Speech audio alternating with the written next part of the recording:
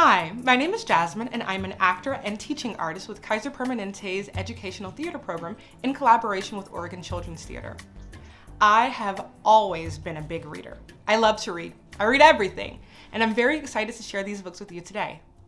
The Youngest Marcher, the story of Audrey Faye Hendricks, a young civil rights activist, by Cynthia Levinson, illustrated by Vanessa Brantley Newton. I'm very excited to share this book with you today. This book is important to me because I'm from Alabama. I grew up in and around Birmingham, and so a lot of the places that you'll hear about, a lot of the sites that Audrey sees, I've been there. This is a very important story about how even the youngest of us can make a huge impact. So, let's get started. Whenever Mike flew into town, Audrey and her mama cooked.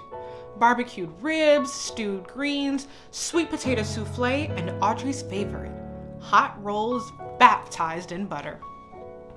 Other folks knew Mike as Martin or Dr. King. The Hendrickses used his nickname. They did the same with other ministers too, like Fred Shuttlesworth and Jim Bevel. They called Dr. King Mike. They must have known him very well. What do you think it was like to have someone so important both politically and spiritually in your home?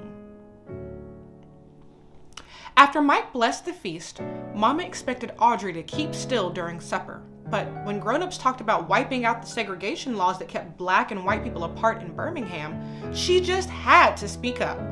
Audrey intended to go places and do things like anybody else. I want to eat my ice cream inside Newberry's. I want to sit downstairs at the Alabama. I don't want hand-me-down school books. But stools at the counter, plush movie theater seats, books so fresh they'd crackle when you open them, those were for white children. Hush, hissed Mama. 9-year-old children should not speak in front of company, especially ministers like Mike, Fred, and Jim, who are bringing dreams of justice. What does segregation mean? Segregation is the separation of groups based on their race. Audrey knew all about segregation. She knew to pay the driver at the front of the bus, then step off and walk around to the back door. Drink from the fountain with the dirty bowl and warm water. Use the freight elevator at department stores downtown. Front row seats, cool water, elevators with white-gloved operators. Laws said those were for white folks. How do you think this made Audrey feel? Every Monday night, Audrey and her mama and daddy and her aunts, uncles, and cousins joined neighbors and friends at Fred's church for worship, fellowship, and testimony. She sang and swayed along with the movement choir, her voice spirited and spiritual. Black and white together, we shall overcome. For once, she didn't have to keep still. Then came the testimonies. White store owners won't hire me. Ku Kluxers chased me. Policemen called me names. The hateful stories made Audrey squirm. She tried to tell her mama, "That's not right." Shh. How could Mama expect her to hush? She had to make things right. But what could she do? How were black people being treated differently than white people?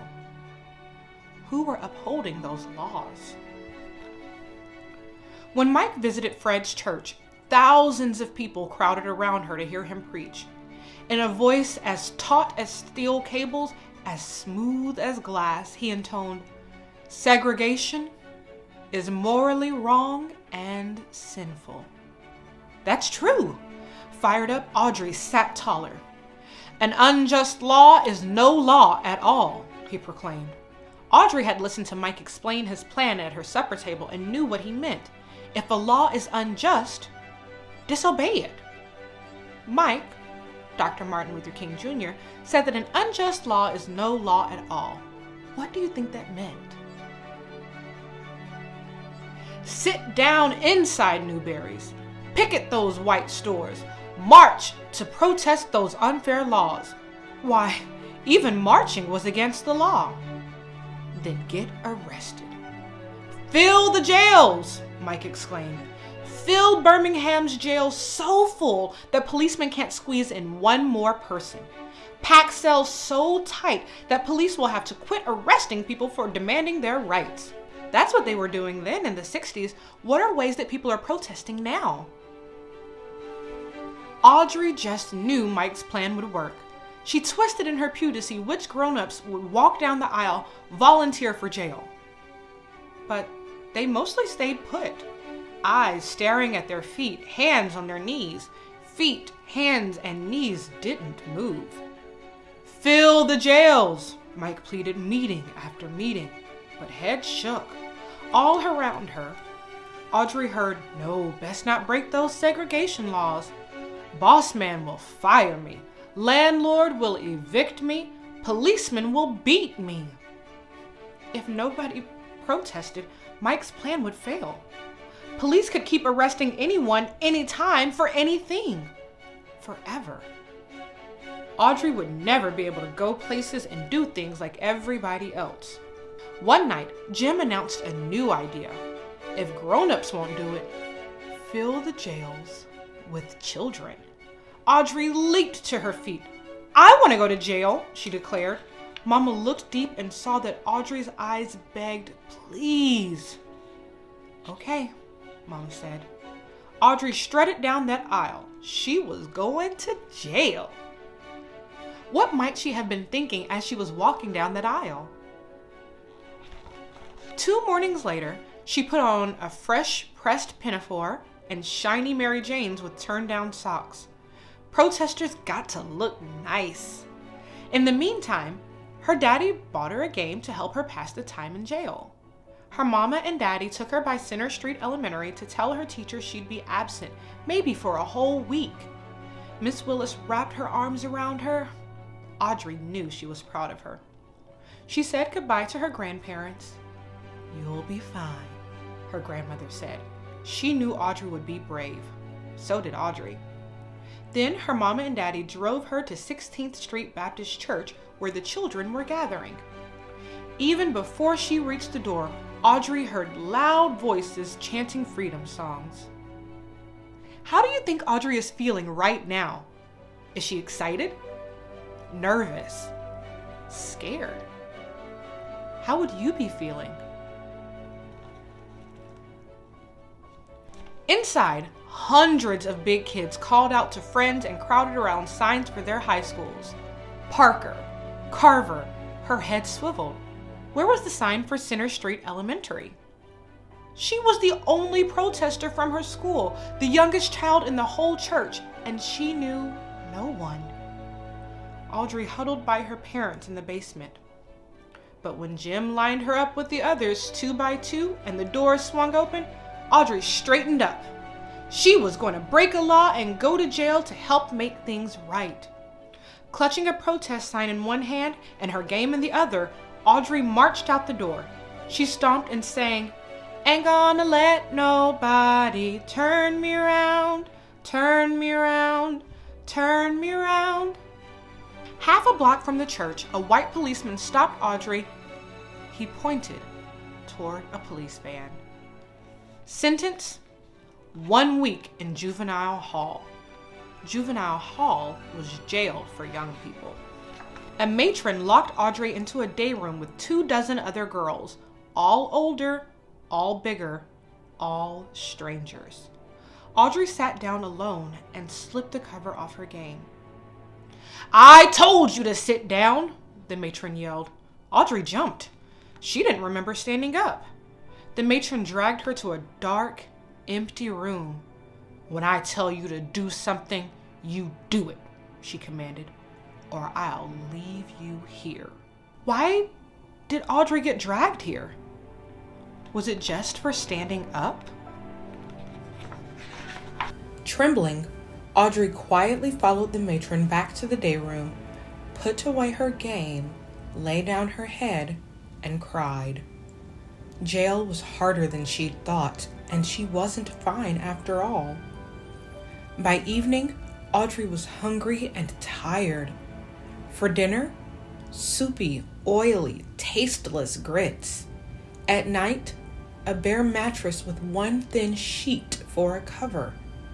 The next morning, no fresh underwear, no clean pinafore, no toothbrush.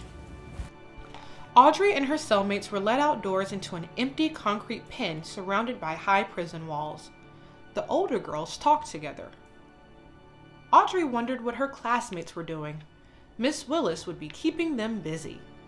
One day, Audrey was sent to a huge room and told to sit in a chair that was so high her feet dangled above the floor. 4 white men glared at her. She'd never talked to a white man before. "Are you against America?" one demanded to know. "No, sir," she answered politely. "What do you talk about at those meetings?" another asked. "Our freedom." "Why did you march?" "To go places and do things like anybody else." What was wrong with that? Every mealtime, Audrey stared at greasy grits. She could barely spoon them into her mouth, let alone swallow them. Every night, the cot's wire springs jabbed. Every morning, she had nothing to do but sit alone with her game. In the afternoons, though, more kids crowded into the day room. Some days, many of them arrived sopping wet. A girl explained that firemen aimed powerful hoses at the children, surging water spun them off their feet and down the street. They got up and kept marching anyway, until they too were sent to jail. By Audrey's 5th day in detention, the police couldn't squeeze in one more person. "We filled up all the rooms! We filled up all the rooms!" Audrey practically jumped up and down, she was so proud. Over 3,000 kids filled those jails. What do you think Audrey was feeling when she found out that all of the cells were filled? Watching television in the day room, she saw Black people stroll straight into stores and restaurants like they belonged there. No one else could be sent to jail. Everything had changed. After 7 days, Audrey went home. Her mama and daddy wrapped their arms tight around her, washed the jail off her, and for dinner, hot rolls, baptized in butter. 2 months later, the city of Birmingham wiped segregation laws clean off the books. Audrey licked her spoon clean at Newberry's counter like everybody else. Black and white together, like we belong. Thank you so much for reading along with me today. I hope that you enjoyed The Youngest Marcher. Be sure to check out other videos just like this one on the Oregon Children's Theater's website. Bye, friends!